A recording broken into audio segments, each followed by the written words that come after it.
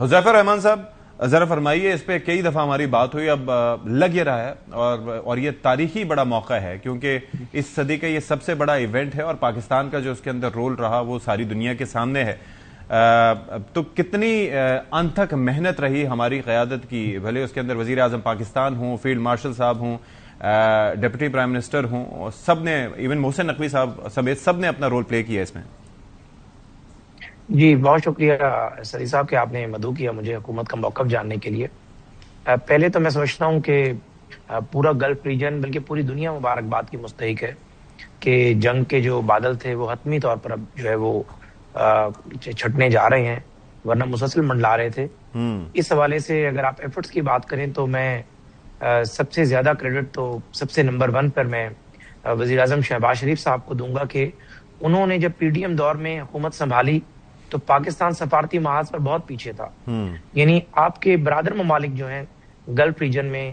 Even کہ China سے بھی آپ کے تعلقات سرد موری کا شکار تھے. اچھا. شہباز صاحب کی جو 16-17 مہینے کی محنت تھی اس میں ہم نے دیکھا کہ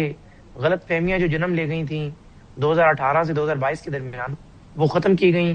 اپنے برادر ممالک سے تعلقات کو دوبارہ مضبوط کیا گیا اور پھر جب 2024 ہوا تو اس میں لامحالہ وزیر اعظم صاحب، فیلڈ مارشل صاحب،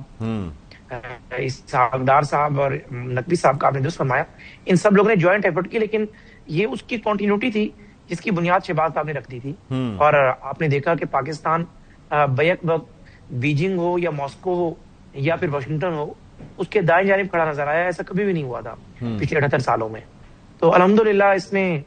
جو دفاعی محاذ پر فیلڈ مارشل عاصم منیر صاحب نے کیا، میں سمجھتا ہوں دیٹ از انپریسیڈنٹڈ، کیونکہ یہ فیلڈ مارشل ایوب خان کا خواب تھا. جب وہ جان ایف کینیڈی سے مل کر آئے تو انہوں نے یہاں کا کتاب لکھی کہ فرینڈز ناٹ ماسٹرز، لیکن ان کی وہ کتاب جو تھی وہ ٹائٹل تھا، لیکن وہ خواب شرمندہ تعبیر نہیں ہوا. نہ ان کی زندگی میں، نہ اس کے ایون کے 50 سال بعد بھی نہیں ہوا. وہ خواب اگر شرمندہ تعبیر ہوا تو وہ فیلڈ مارشل عاصم منیر کے دور میں ہوا، جب آج امریکہ ہمیں خود کہہ رہے ہیں کہ پاکستان ہمارا دوست ہے، ہم پاکستان کے ماسٹر نہیں ہیں. یعنی ایوب خان نے جو خواب دیکھا تھا وہ شرمندہ تعبیر فیلڈ مارشل عاصم منیر صاحب کے دور میں. بلکہ لیٹ می ایڈ، یہاں پر آپ کی بات ہو رہی ہے لیکن لیٹ می ایڈ کہ باقی تمام موضوعات پہ، تمام شخصیات سے متعلق ان کی زبان پھسل جاتی ہے کبھی نہ کبھی، کہیں نہ کہیں، لیکن ان 2 شخصیات سے متعلق کبھی مطلب ان کے احترام میں کوئی فرق نہیں آیا. تو یہ بڑی کنسسٹنسی دکھائی ہے. بالکل آپ نے یہ اچھا آپ نے ایڈ کیا. دراصل یہ ہے کہ دیکھیں امریکن پریزیڈنٹ دنیا کا طاقتور ترین آدمی ہوتا ہے، پینٹاگون اس کے ماتحت ہے، سی آئی اے دنیا کی نمبر 1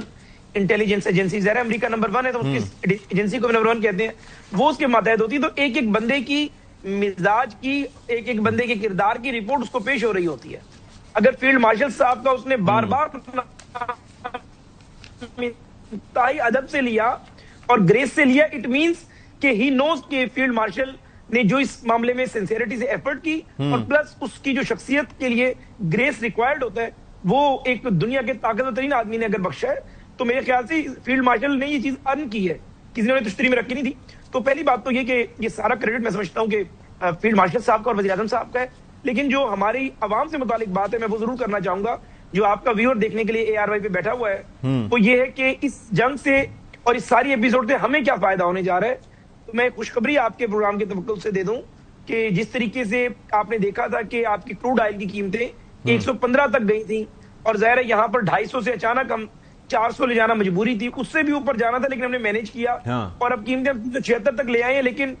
جو ہی یہ عالمی مارکیٹ میں قیمتیں کم ہوتی ہیں اور اس معاہدے کی بعض گشت کے بعد بھی کچھ کمی ہوئی ہے، لیکن معاہدے کے بعد تو میرے خیال سے مجھے امید ہے اللہ کی ذات سے کہ $60 فی بیرل تک آ جائیں گی. تو انشاءاللہ تعالیٰ اسی جگہ پر ہم قیمتیں لے کر آئیں گے جس جگہ سے ہم نے قیمتیں بڑھائی تھیں. اور یہ ریلیف عوام کو براہ راست منتقل کریں گے کیونکہ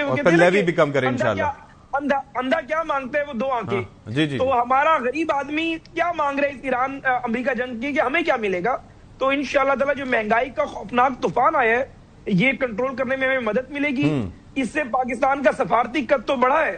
دفاعی لحاظ سے پاکستان کی افواج کی اہمیت دنیا میں بڑھی ہے، لیکن جو سب سے بڑا target field marshal Asim Munir اور وزیر اعظم شہباز شریف کی وجہ سے ہم اچیو کرنے جا رہے ہیں وہ یہ ہے کہ جو مہنگائی کا طوفان آیا تھا